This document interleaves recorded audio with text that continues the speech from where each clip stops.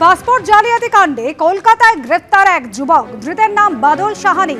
অভিযোগ, 2 মাস আগে পাসপোর্টের জন্য ভুয়ো জন্ম শংসাপত্র দিয়ে আবেদন করেছিলেন ওই যুবক।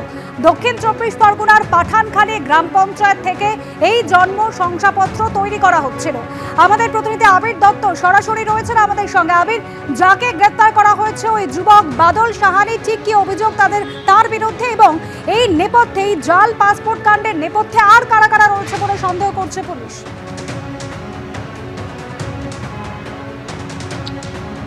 শুরুতেই তোমায় বলেই যে এর আগে আমরা দেখেছি যে কলকাতা পুলিশের এসসিওর তরফ থেকে যে জাল পাসপোর্ট কাণ্ড বা যে বিভিন্ন ক্ষেত্রে জাল নথি দিয়ে পাসপোর্ট তৈরির যে চেষ্টার বিষয়টা তারা লক্ষ্য করেন এবং তারপরে বেশ কয়েকজনকে গ্রেপ্তার করা হয়। আদালতের নির্দেশও আসে কড়া পদক্ষেপ নেওয়ার জন্য, এবং তার পরবর্তীকালে দেখা যায় যে ভেরিফিকেশনের দায়িত্বে থাকা পুলিশও গ্রেপ্তার হয়েছে।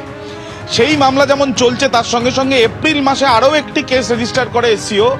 দেখা যায় যে ঠিক তার আগের মাসে বেশ কিছু নথি জমা পড়ে পাসপোর্ট অফিসে, যে নথিগুলো দিয়ে পাসপোর্ট তৈরি করার জন্য বলা হয়। তার মধ্যে বার্থ সার্টিফিকেটও রয়েছে। এরকমই এক ব্যক্তিকে গতকাল গ্রেপ্তার করা হয়েছে।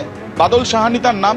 21 বছর বয়সী ওই যুবক, সে বিএড এর প্রস্তুতি নিচ্ছে এবং তার কাছ থেকে যে নথি পাওয়া গেছে তার মধ্যে, যেটা পুলিশের তরফ থেকে আদালতেও জানানো হয়েছে, যে তার বার্থ সার্টিফিকেটটা ভুয়ো, অর্থাৎ জাল।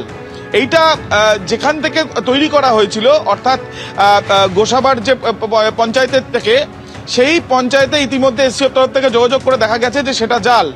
এবং ইতিমধ্যে তদন্তকারী আধিকারিকরা এটাও জানতে পারছেন শুধু একটি নয়, একাধিক এরকম কিন্তু করা হয়েছিল বার্থ সার্টিফিকেট, যেগুলো তৈরি করা হয়েছিল, যেগুলো দিয়ে পাসপোর্টের অ্যাপ্লাই করা হয়েছে। এক ব্যক্তির ইতিমধ্যে হদিশ পাওয়া গেছে, যাকে ইতিমধ্যে গ্রেপ্তার করা হয়েছে, সে জেলে রয়েছে, তাকেও জিজ্ঞাসাবাদ করা হবে। মোট কতজনের এভাবে ভুয়ো নথি দিয়ে পাসপোর্ট তৈরির চেষ্টা হয়েছে, একেবারে ভুয়ো নথি জমা দিয়ে, এর আগে যে মোটাস অপারেন্ডি আমরা দেখেছি, ভুয়ো নথি জমা দিয়ে অরিজিনাল পাসপোর্ট নিয়ে বিদেশে চলে যাওয়ার কথা আদালতেও পুলিশের তরফ থেকে বলা হয়েছিল। ঠিক একই রকম সমান্তরাল ভাবে দেখা যাচ্ছে, একই রকম ভাবে আরো একটা কিন্তু অ্যাটেম্পট, এবং সেই ক্ষেত্রে একজনকে গ্রেপ্তার করা হলো, আরো বেশ কয়েকজন থাকতে পারে অনুমান। এবং সেই জন্য যে জেলে রয়েছে, যে এই চক্রের অন্যতম ছিল, তাকেও জিজ্ঞাসাবাদ করতে পারেন এসসিওর আধিকারিকরা। তার সঙ্গে সঙ্গে আর কাদের কাদের এরকম জাল বার্থ সার্টিফিকেট তৈরি করা হয়েছে সেটাও খতিয়ে দেখা হচ্ছে বলে এসসির সূত্রে খবর। ধন্যবাদ আবির। ইতিমধ্যে অভিযুক্ত যুবক ইকবালপুরের বাসিন্দা, যাকে গ্রেপ্তার করা হয়েছে, তার বাবা কি বলছেন এবং অভিযুক্তের আইনজীবী তারই বাকি বক্তব্য শোনাবো। আপনার ছেলে কি করে, মানে পড়াশোনা করে? হ্যাঁ, পড়াশোনা করে। কোন কোন ক্লাসে পড়ে, না কলেজে পড়ে নাকি?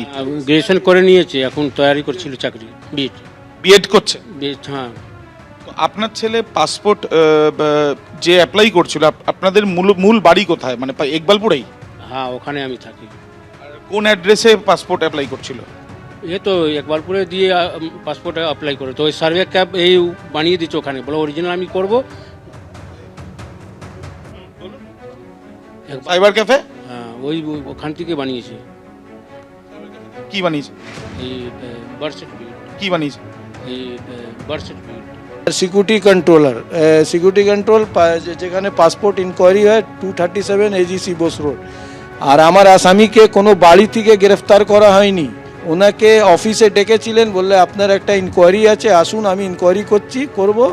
তো ওখানে যখন আমার আসামি যায়, ওনাকে বসিয়ে নেয়, বলে না, তোমার বিরুদ্ধে এই কেস হয়েছে, তুমি একটা ফেক ডকুমেন্ট দিয়ে পাসপোর্ট চেয়েছিলে। পাসপোর্টের অ্যাপ্লাই আমার আছে মার্চ মাসে।